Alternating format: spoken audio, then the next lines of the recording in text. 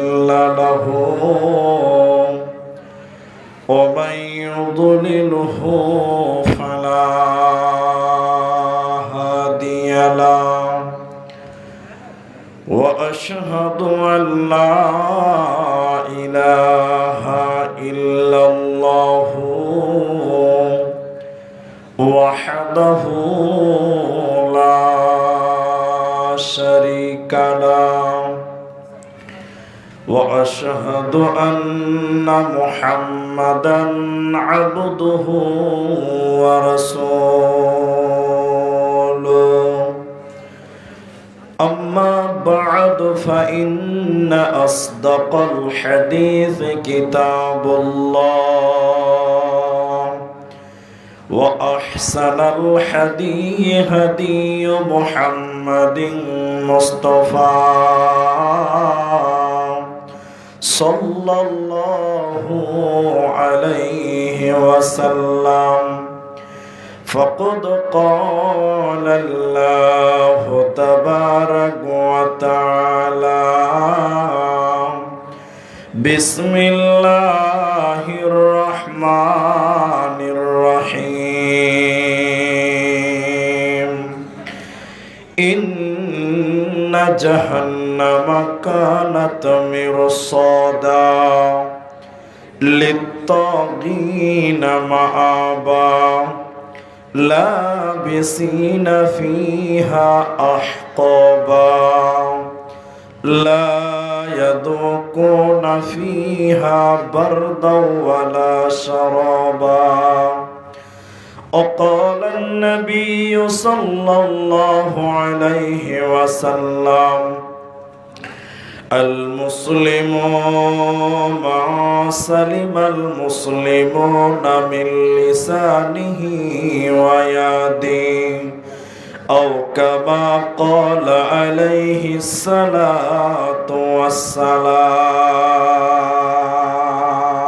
والسلام هاي ري هاي মাহে রমজান আহি পালে মুমিন ভাই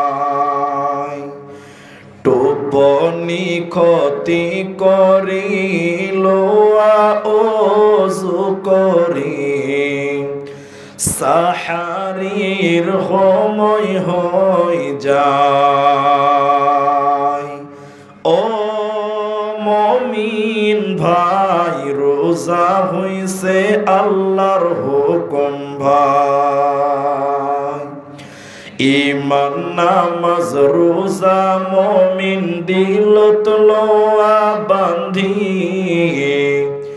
ঈমান নামাজ রোজা মুমিন দিলত লোয়া বান্ধি দিন বুঝা তুমি তেতিয়া হে বুঝি পাব ঈমান মানে কি মুমিন ঈমান মানে কি ও মুমিন ভাই রোজা হইছে আল্লাহর হুকুম ভাই ও মুমিন ভাই রোজা হইছে আল্লাহর বাণী হায়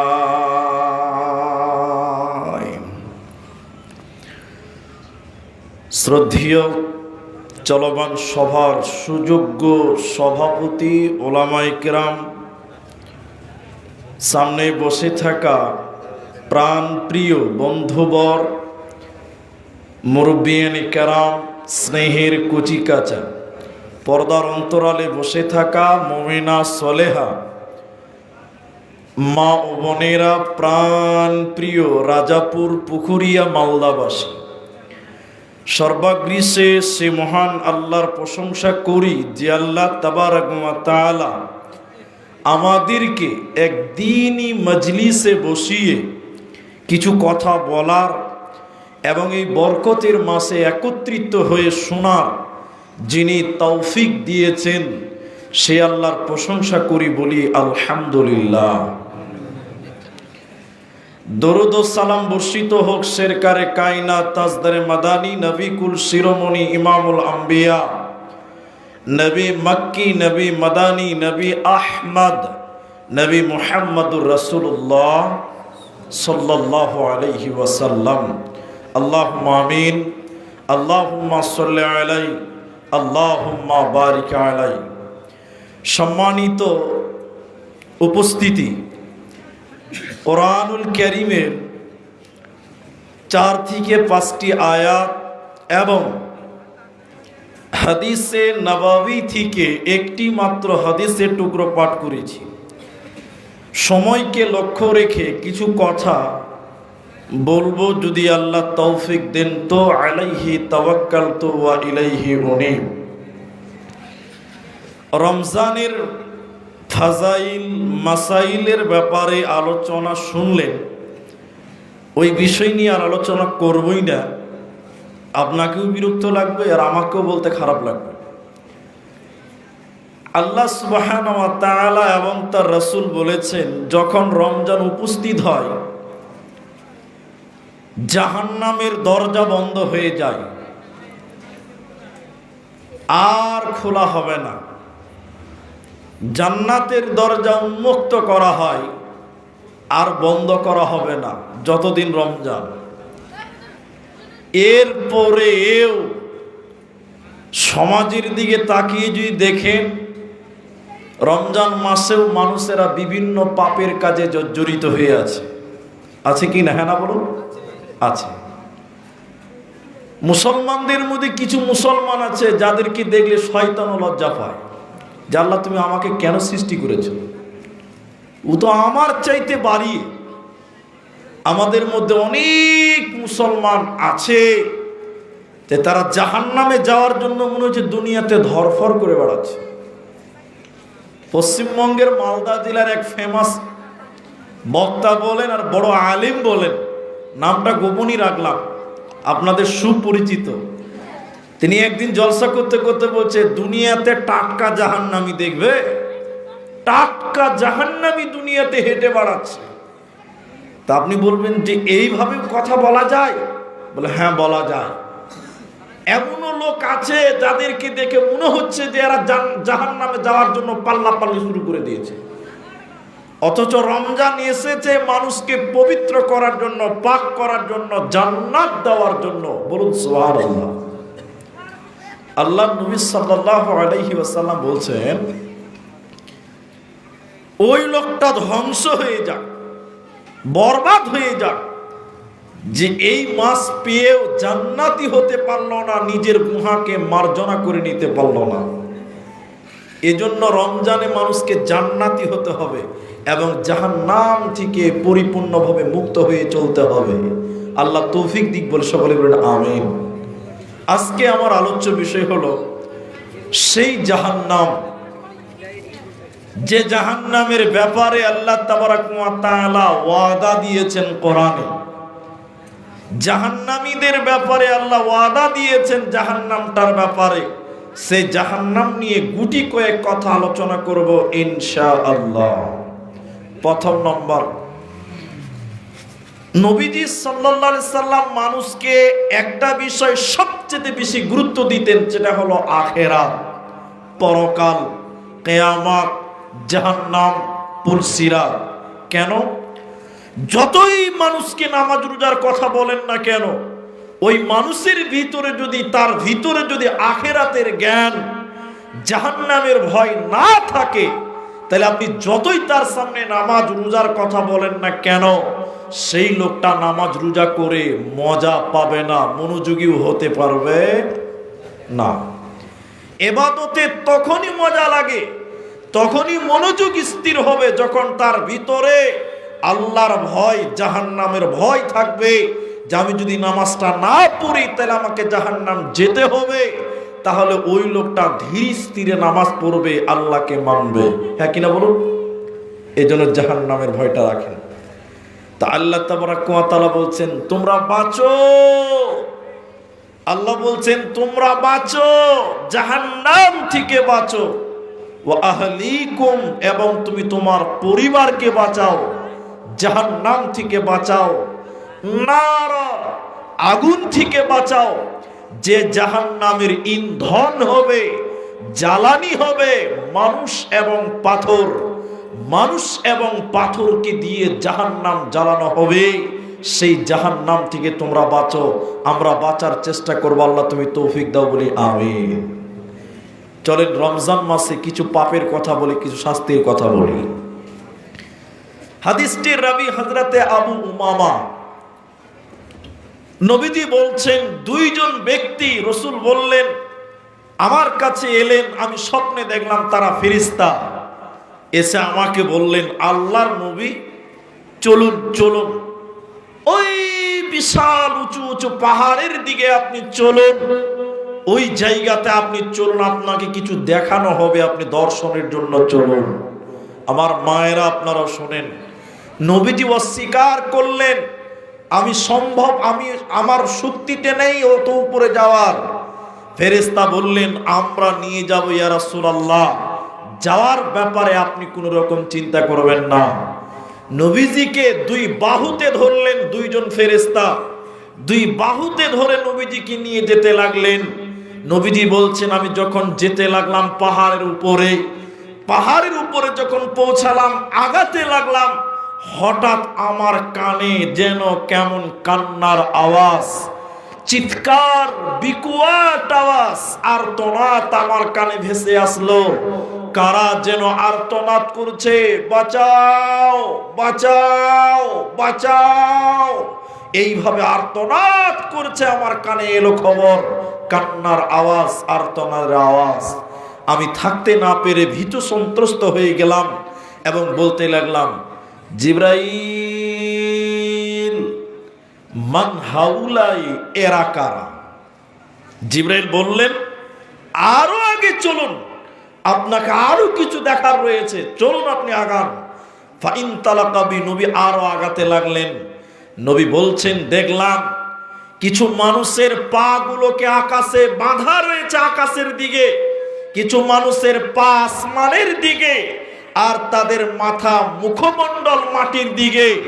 ওদের মাথা মাটিতে ঠেকেও না, ওদের পা আকাশের দিকে বাঁধা, মাটিতে না ঠেকার কারণে মাথা মাটির দিকে এইভাবে এইভাবে লালবাল লালবাল করছে।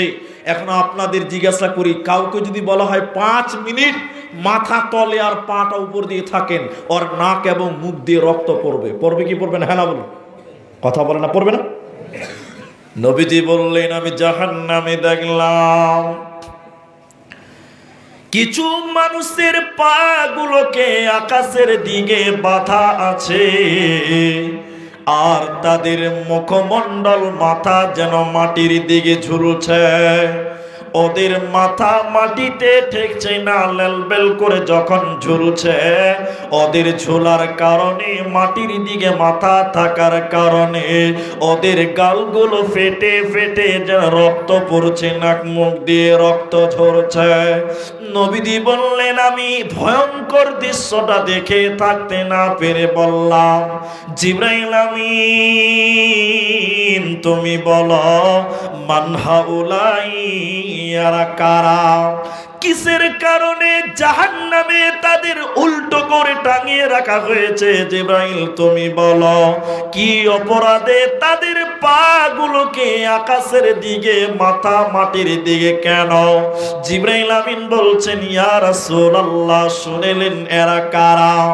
আল্লাহর ওই সমস্ত নাফরমান বান্দা বান্দিরা, ওই সমস্ত পাপিষ্ট গুনাহগার মানুষেরা যারা রমজান মাস পেয়েছিল, সিয়ামের মাস পেয়েছিল, রোজার মাস পেয়েছিল, ইফতারের আগে যারা ইফতার করে নিয়েছিল, দিনের বেলায় যারা খাবার খেয়েছিল, ফরজ রোজা রাখত না, ওই সমস্ত বেরোজাদারের দলেরা, ওদেরকে জাহান্নামে উল্টো করে টাঙিয়ে রাখা হবে। ওরা আল্লাহর জান্নাতে যাবে না, পাবে না, পাবে না। ওদের রক্তগুলো টস টস করে মাটিতে পড়বে। এখন সবাই বন্ধুবর্গের মতন আপনারা যুবক ছেলে যারা রয়েছেন, এখন আমাদের সমাজে অনেক মুসলমান আছে রমজান মাসে রোজা রাখে না, ও হায়া শরম বিক্রি করেছে হাতে। অনেক মুসলমান দিনের বেলায় রাস্তাঘাটে প্রকাশ্যে সিগারেট টানে, আছেন এরকম বিয়াদব লোক? জাহান্নামে উল্টো করে টাঙানো হবে এদের। অনেক মুসলমানের বাড়িতে রমজান মাসে দুপুর বেলায় রান্না হয়, এরকম পরিবার আমাদের অত্র এলাকাতে আছে কিনা? হ্যাঁ না বলো? আছে। ওর পরিবারে হায়া শরম সব বিক্রি করে গিয়েছে, ওর বাপ, ওর মা, ওর সদ্য গোষ্ঠী, ওদের লজ্জা বলতে কিছু নাই। না তো মুসলমানের বাচ্চা রমজান মাসে দিনের বেলায় রান্না করতে, কোনো মানুষ অসুস্থ থাকতে পারে সেটা আলাদা ব্যাপার, কোনো কমজোর থাকতেই পারে ওটা আলাদা ব্যাপার। এমনও পরিবার আছে পরিবারের কেউই রোজা করে না, এরকমও আল্লাহর বান্দা পৃথিবীতে আছে, নাই ভাই? আছে। তাহলে এদের কি অবস্থা হবে দেখেন। জাহান্নামের বিবরণ নবী বলতে গিয়ে আরো বললেন, আমি আরো আগে যেতে লাগলাম, জিবরাইল নিয়ে যাচ্ছে জাহান্নাম, আমি দেখতেছিলাম। হঠাৎ করে জাহান্নামের ভিতরে একটা নদী দেখতে পেলাম। ওই নদীতে কোনো দুধ নাই, কোনো পানি নাই, কোনো শরবত নাই। ওই নদীতে পচা দুর্গন্ধ রক্ত রয়েছে, পচা দুর্গন্ধ।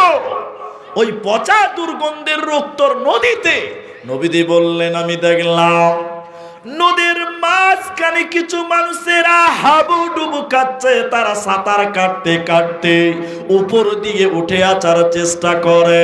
নবীজি বললেন, উপর দিক থেকে পাথর মেরে আবার তাদের রক্তের নদীর মাঝখানে ফেলা হয়, আবার তাদের রক্তের নদীর মাঝখানে তাদের ফেলা হয়। পচা রক্তের নদীতে এই রকম তারা হাবুডুবু খাচ্ছে।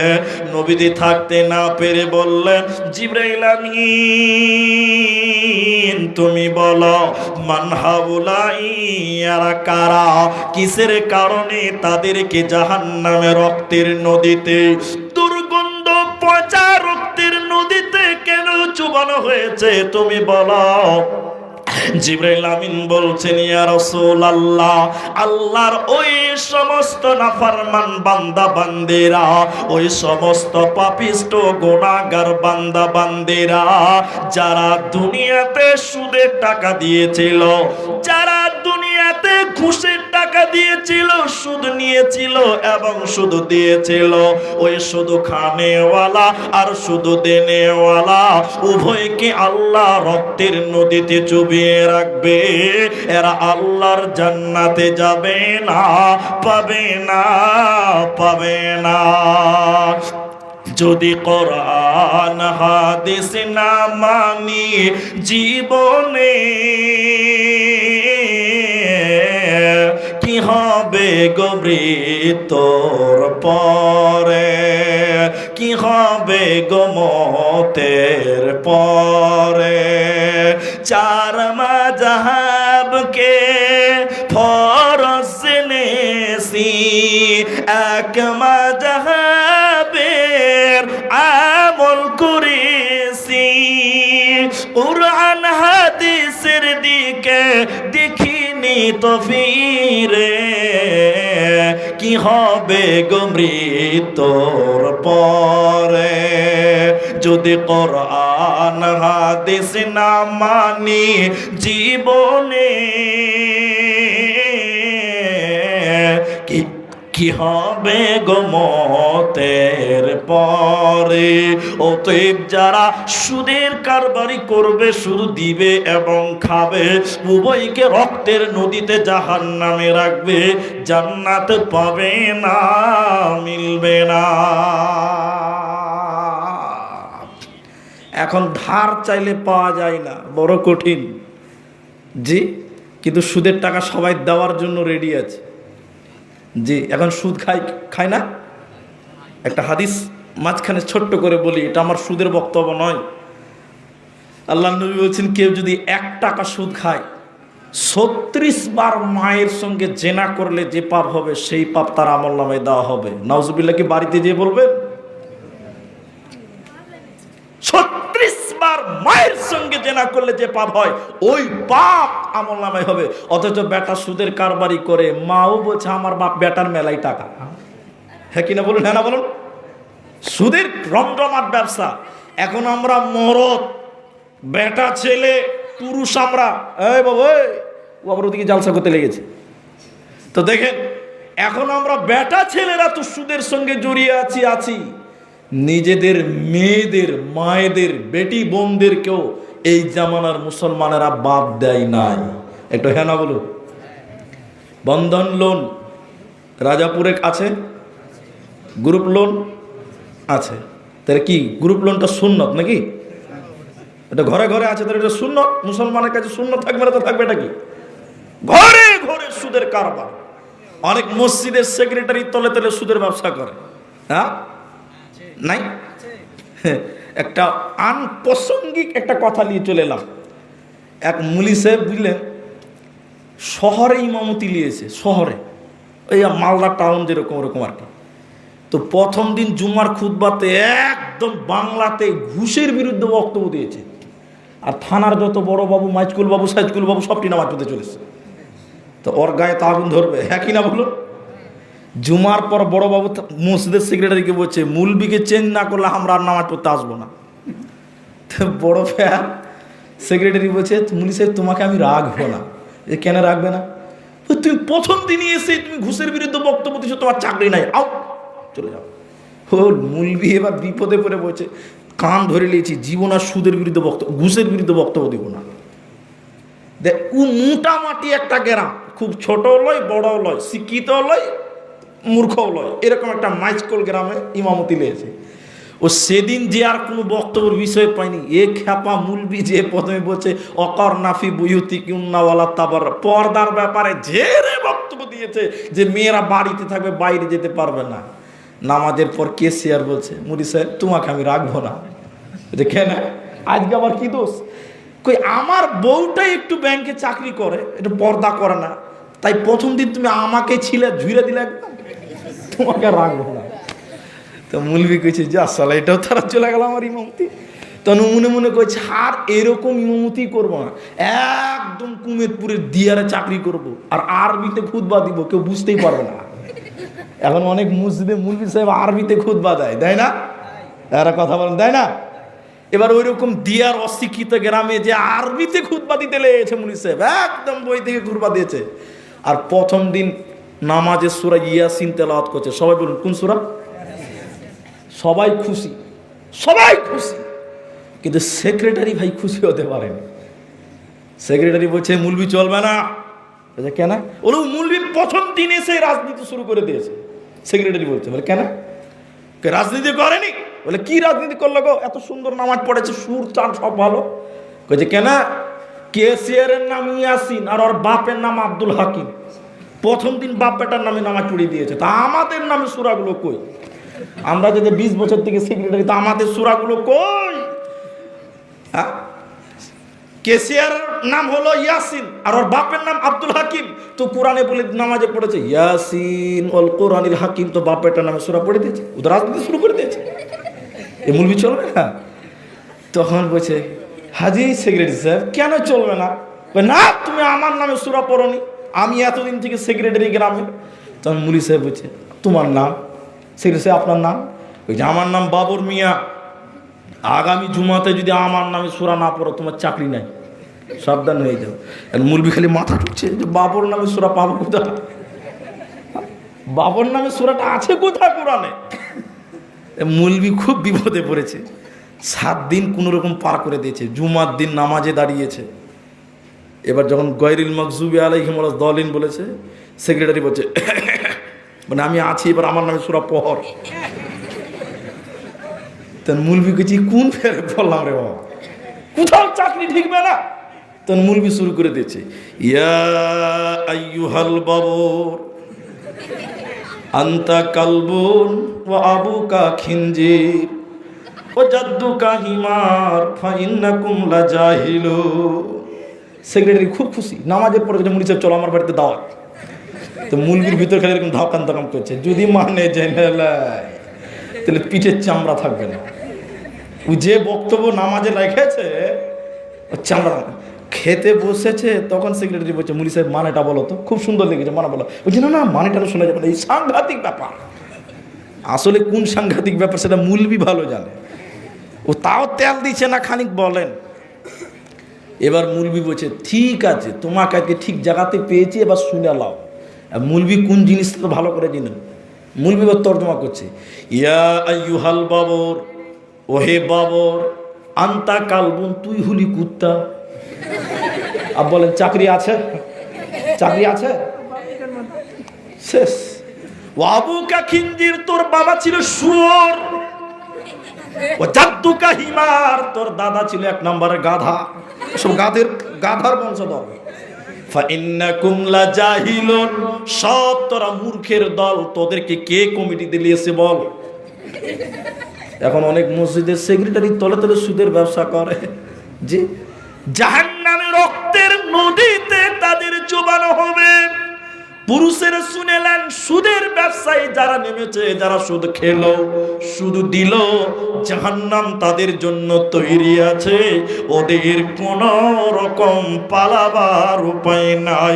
দুনিয়াতে তওবা করে নাও, ফিরে এসো, মানুষের উপরে জুলুম করে যে টাকা নিয়েছো ফিরিয়ে দাও, না হলে মরার পর জাহান্নামী হবে, কোনো উপায় রবে না।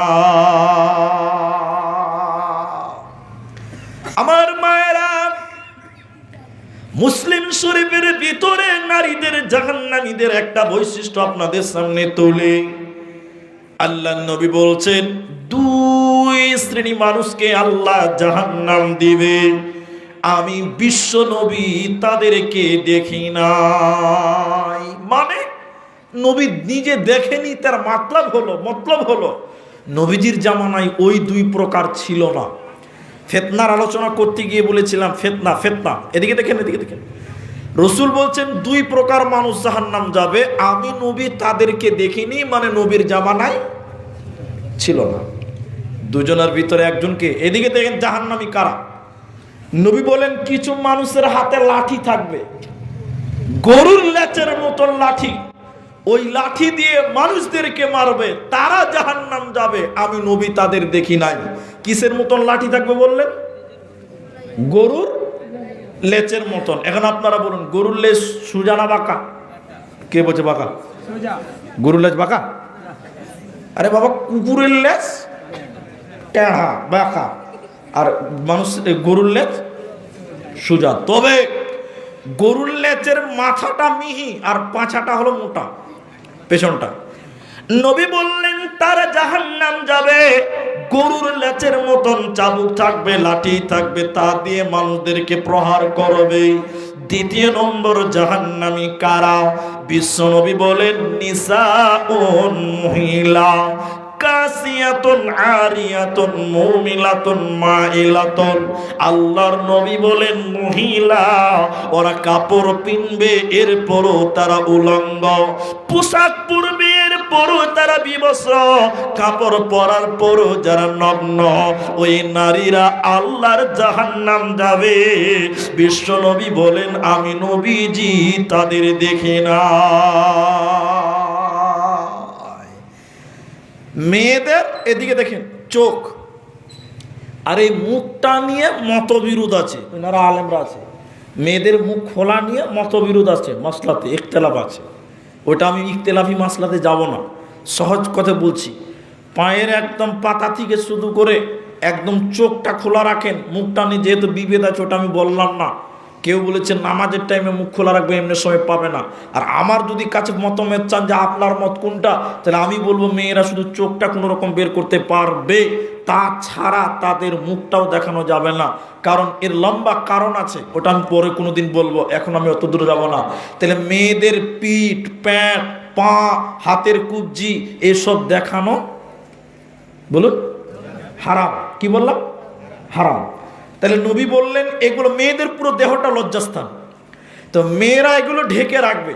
নবী বলেন যে নারী কাপড় পরার পরও উলঙ্গ, ওই নারীকে আল্লাহর নবী বলছেন জাহান্নাম দেওয়া হবে। এখন মেয়েরা ব্লাউজ পরেছে, তারপরও পিঠ দেখতে পাওয়া যায় না? এরা বলে না যায় না।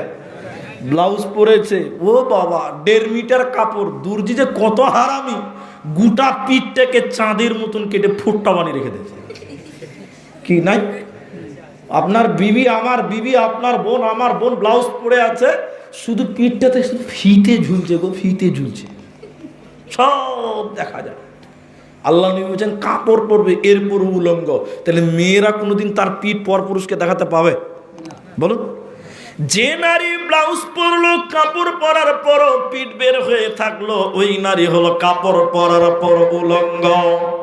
যে নারী শাড়ি পরলো, ব্লাউজ পরলো, ছায়া পরলো, চুড়িদার পিনলো, নাইটি পরলো, এরপরও সেই নারীর যদি চুল দেখতে পাওয়া যায়, ওই নারীটা হলো আপনার উলঙ্গ, ওই নারীটা হলো নগ্ন। এখন অনেক নারী নাইটি পরছে, মেক্সি পরছে, কিন্তু মাথার চুল দেখতে পাওয়া যায়, মাথা খোলা রেখে চলছে। আল্লাহর নবী বলছেন জাহান্নাম যেতে হবে। আমি বিশ্ব নবী তাদেরকে দেখি নাই। জাহান্নামী নারীদের দ্বিতীয় ডেফিনিশন বিশ্ব নবী বললেন, শোনো, উটের পিঠের উপরে উঁচা কুচ থাকে, উটের পিঠের উপরে উঁচা কুচ থাকে, উঁচু। নবী বললেন জাহান্নামী নারী তারা যারা মাথার চুল বাঁধবে উটের কুচির মতন করে, মাথার খোপা বাঁধবে, চুটি বাঁধবে, উটের কুচির মতন উঁচু করে যারা চুল বাঁধবে, ওই নারী আল্লাহর জাহান্নাম যাবে। নবীজি বলেছেন জান্নাত তো দূরের কথা, জান্নাতের ঘ্রাণও আল্লাহ দিবে না, জান্নাতের সুঘ্রাণও তারা পাবে না, পাবে না। অতএব যারা উলঙ্গ কাপড় পরার পরেও ওদেরকে আল্লাহ জাহান্নাম দেবে, কোনো উপায় রবে না।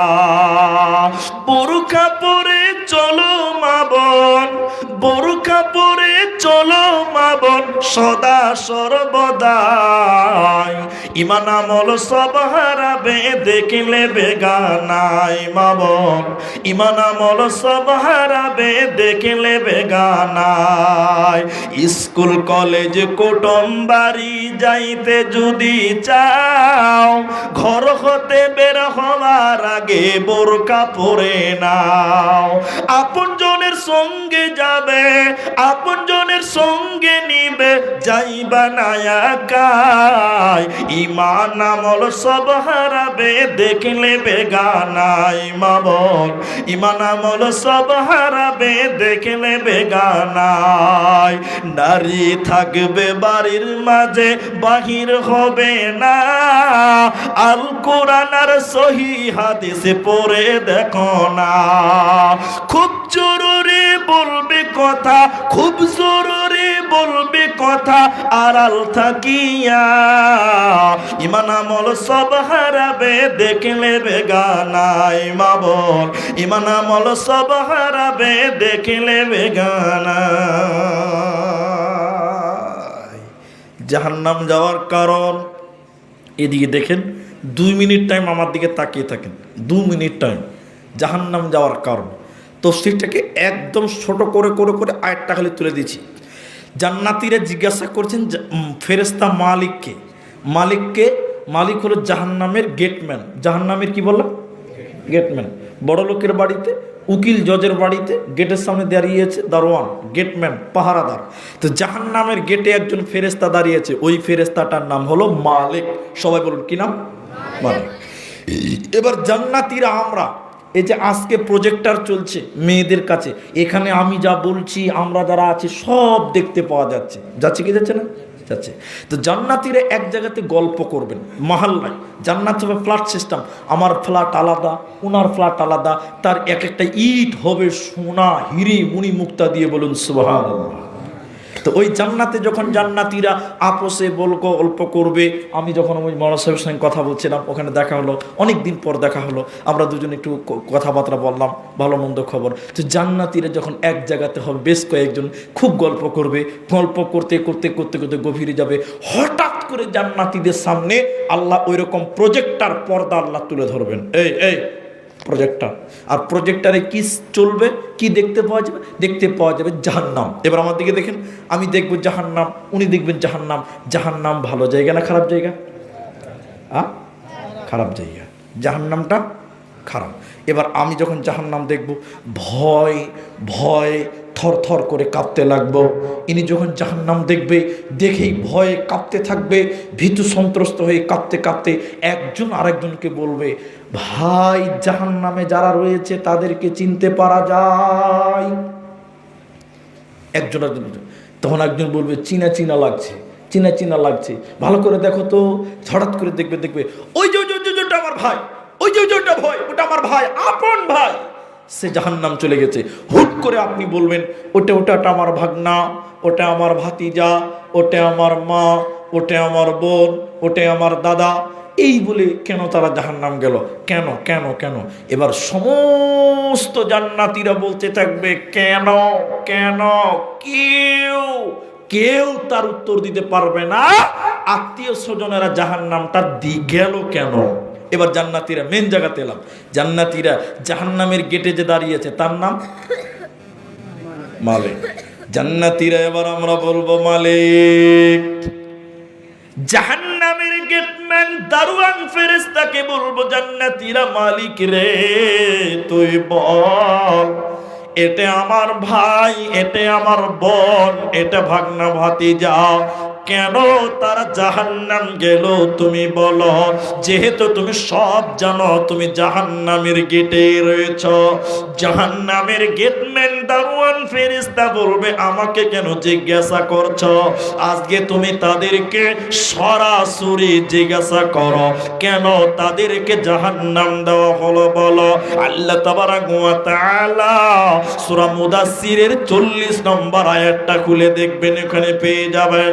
এবার জান্নাতীরা মুজরিমদের ব্যাপারে, জাহান্নামীদের ব্যাপারে, ওই জাহান্নামীদেরকে জিজ্ঞাসা করবেন তাদের ব্যাপারে। যখন বলবেন, ইয়াতাসাআলুনা আনিল মুজরিমিন, মুজরিমদের ব্যাপারে যখন জিজ্ঞাসা করা হবে, ও জাহান্নামী ভাইয়েরা, ও জাহান্নামী মায়েরা, বোনেরা, বেটিরা, তোমরা কেন কেন তোমরা জাহান্নাম গেলে বলো? কি অপরাধ দুনিয়াতে করেছিলে বলো? কিসের কারণে তোমাদেরকে জাহান্নাম দেওয়া হলো তোমরা বলো। জাহান্নামীরা কেঁদে কেঁদে চারখানা কারণ বলবে। কোরআনে আল্লাহ তাবারাক ওয়া তাআলা বলেন, প্রথম নাম্বার কারণ আল্লাহ বলেন, ক্বালু লাম নাকু মিনাল মুসাল্লিন, আমরা দুনিয়াতে মুসল্লি ছিলাম না, আমরা দুনিয়াতে নামাজ কায়েম করতাম না। বেনামাজি হওয়ার কারণে, নামাজ না পড়ার কারণে আল্লাহ আমাদের জাহান্নাম দিল। অতএব যারা নামাজ কায়েম করবে না, যারা নামাজ পড়বে না, এই নামাজ না পড়ার কারণে, মুসল্লি না হওয়ার কারণে আল্লাহ জাহান্নাম দেবে, কোনো উপায় রবে না। আপনারা বলুন, ভাই আমি তো এশারের নামাজ পড়লাম মসজিদে, আপনাদের এখানে মাগরিব এশা দুক্ত নামাজ পড়লাম, তো আপনাদের জিজ্ঞাসা করছি, এখন রমজান মাসে মুসল্লি ভাই বোঝা যায় না, যাবে যাবে না। আমি আমাদের মসজিদের কথা বলছি, আমি যেখানে নামাজ পড়ি এখন ওয়াক্তে মসজিদে, জুমা মসজিদে বলতে পারছি না। আমাদের মসজিদে প্রথম তারাবিতে ভিতরে 3 কাতার পরিপূর্ণ হলো, বাইরেও 1 কাতার পরিপূর্ণ হয়েছিল। এখন আজকে কত তারাবি হলো? 13 তারাবি হয়ে গেল না?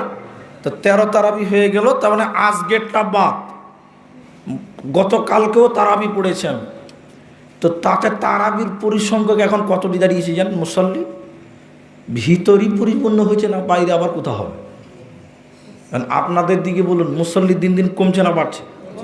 হ্যাঁ, প্রথম দিন যতটি ছিল, রমজানের শেষের দিন ততটি থাকবে? হ্যাঁ, অনেকেই নিয়ত করেছে ইনশাল্লাহ যেদিন ঈদ হবে সেদিন থেকে নামাজ পড়বো না। অনেকে নিয়ত করে মসজিদে ঢুকেছে যে ইনশাল্লাহ পড়বো না।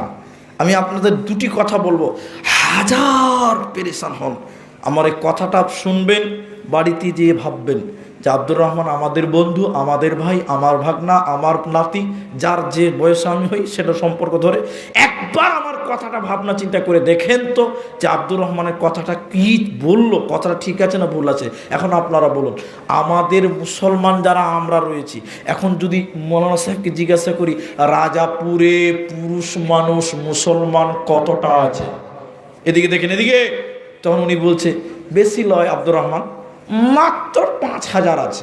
আপনারা একবার বলুন কতটি আছে, বলুন 5,000। এখন ইমাম সাহেবকে যদি বলি ফজরের সময় কটা মসজিদে আছে, উত্তর কি দিবে? 5টা। কটা?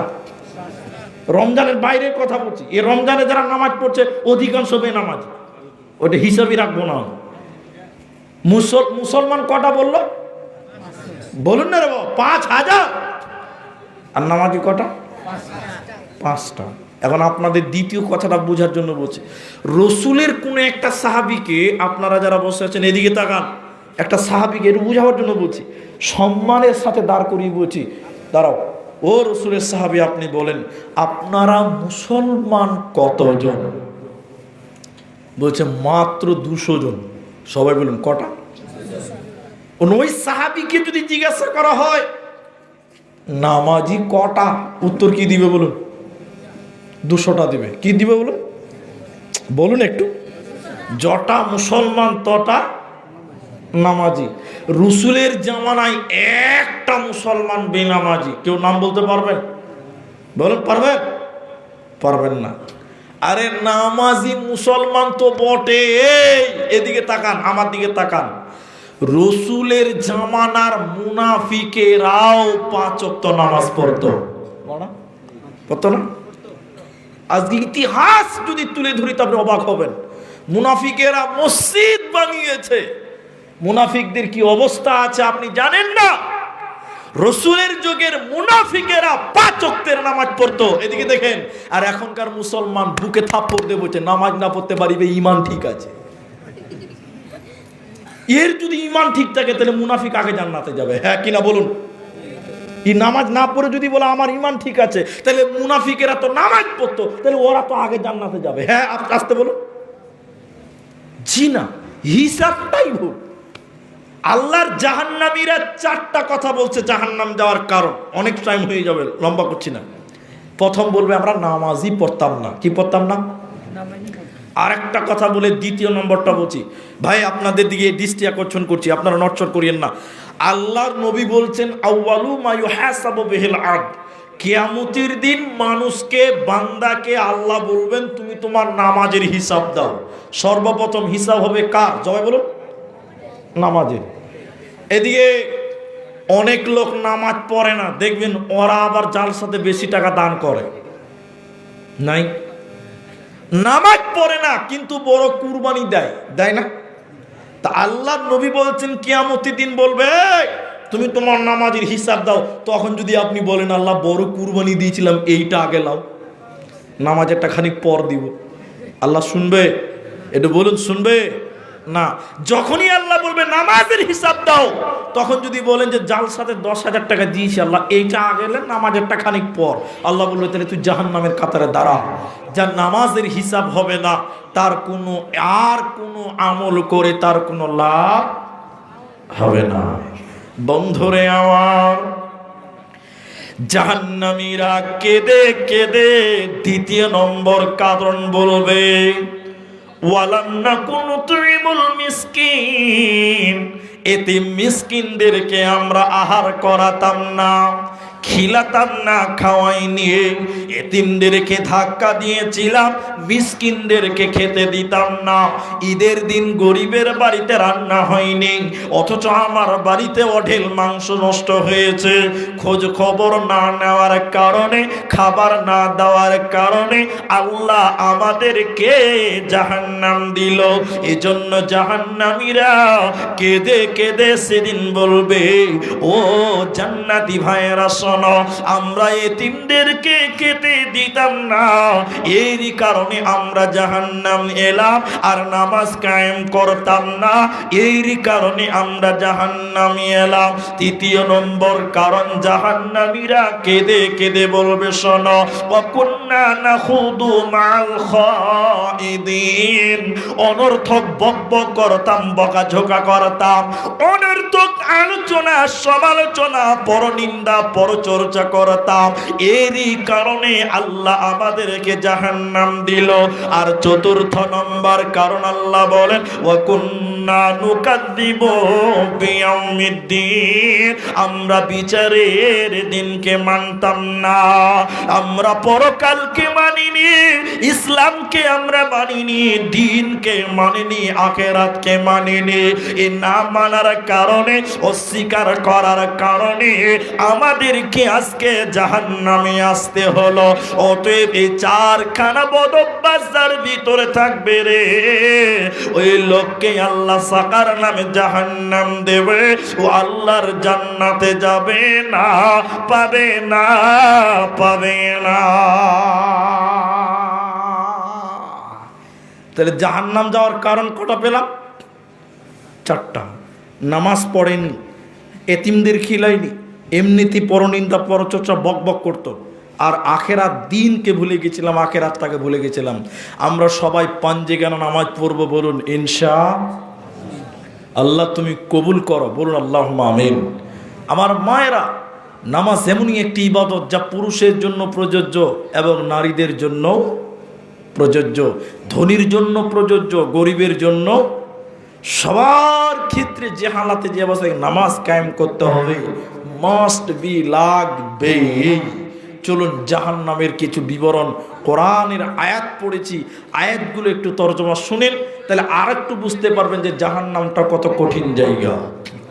আল্লাহ তাবারাকা ওয়া তাআলা বলেন, ইন্না জাহান্নামা কানাত মিরসাদা, নিশ্চয় আমি আল্লাহ জাহান্নাম গোপন ফাঁদ বানালাম। জাহান্নামটা গোপন ফাঁদ আল্লাহ বানিয়েছে। কেন, কাদের জন্য জাহান্নাম গোপন ফাঁদ আল্লাহ বানিয়েছে? লিত্তাগিনা মাআবা, সীমালঙ্ঘনকারীদের জন্য প্রত্যাবর্তন স্তর। আবা, আবা মানে অস্বীকারী, লঙ্ঘনকারী, নাকচকারী, এরা হলো আবা। আবা মানে যারা আল্লাহর বিধানগুলোকে নাকচ করেছেন, এদের জন্য আল্লাহ জাহান্নাম গোপন ফাঁদ বানিয়েছে। এই আয়াতগুলো যদি আপনি বুঝেন, তাহলে আপনি একটা সাবজেক্ট ক্লিয়ার হতে পারবেন, জাহান্নাম কেন, কিভাবে, কি শাস্তি দিয়েছে বুঝে নেবেন। এবার আল্লাহ বলছে, লিত্তাগিনা মাআবা লাবিসিনা ফিহা আহকাবা, জাহান্নাম যখন মানুষেরা যাবে, কতদিন থাকবে জাহান্নামে? আল্লাহ তাবারাকা ওয়া তাআলা বলছেন কতদিন থাকতে হবে, শোনো। সেখানে তারা যুগ যুগ ধরে জাহান্নামে বাস করবে, জাহান্নামে তাদের সময় শেষ হবে না। মুসলিম শরীফের ভিতরে হাদিস রয়েছে, শুনেন। জান্নাত এবং জাহান্নামের মধ্যখানে একটা ফাঁকা জায়গা, ওই জায়গাতে আমার আল্লাহ একটা পশুকে কানে ধরে টেনে টেনে নিয়ে আসবে। পশুটা কি? উট না দুম্বা না ভেড়া, গরু না ছাগল, আজীব রকমের একটা প্রাণী। ওই প্রাণীকে আমার আল্লাহ কানে ধরে টেনে টেনে নিয়ে আসবেন। আমার আল্লাহ একটা ছুরি নিয়ে পশুটাকে জবাই করে দিবে। পশুটা জবাই করার পর আল্লাহ জান্নাতীদেরকে বলবে, ও জান্নাতীরা তোমরা বলো, আমি আল্লাহ কি জবাই করলাম, তার নাম কি? পশুটার নাম কি তোমরা বলো। জান্নাতীরা বলবেন, আল্লাহ আপনি ভালো জানেন, আমরা জানি না।